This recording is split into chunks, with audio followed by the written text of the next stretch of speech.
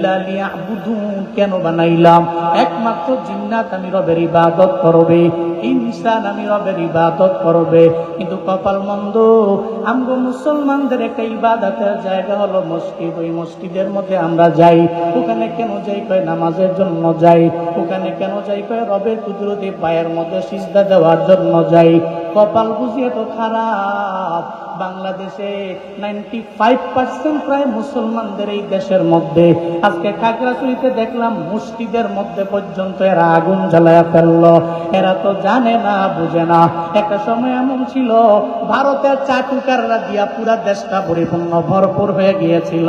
এখন আর আমার দেশ আর ভারতের কথায় চলতে পারে না।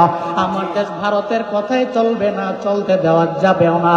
এরা মনে করলো ভারতের দাদা বাবুদের কথা মাইনা মসজিদের মধ্যে আগুন লাগাইলাম, সর্বোচ্চ লেভেলের সাপোর্ট এদের মাধ্যমে পাওয়া যাবে। এরা জানে না মুসলমানদের দেশে এখন মুসলমানেরাই চালায়, মুসলমানদের দেশে এখন মুসলমানেরা ন্যায়ের কথা বলে, এরা হকের কথা বলে, এরা জুলমের বিরুদ্ধে কথা বলে, এরা মাজলুমের পাশে এখন দাঁড়াইতে পারে। যেই দেশের মধ্যে ছাত্র জনতারা জেগে গিয়েছে, মুসলমানরা জেগে গিয়েছে, ওই দেশে মসজিদের মধ্যে আগুন জ্বালাইয়া তোমরা বাঁচতে পারবা না। ডক্টর ইউনূস সাহেব কুরবাইয়ের জমিন থেকে আমি জুনায়েদ আল হাবিব বলি, আপনি চুপটি মেরে বসে থাকলে হবে না। আদিবাসীদেরকে থামান।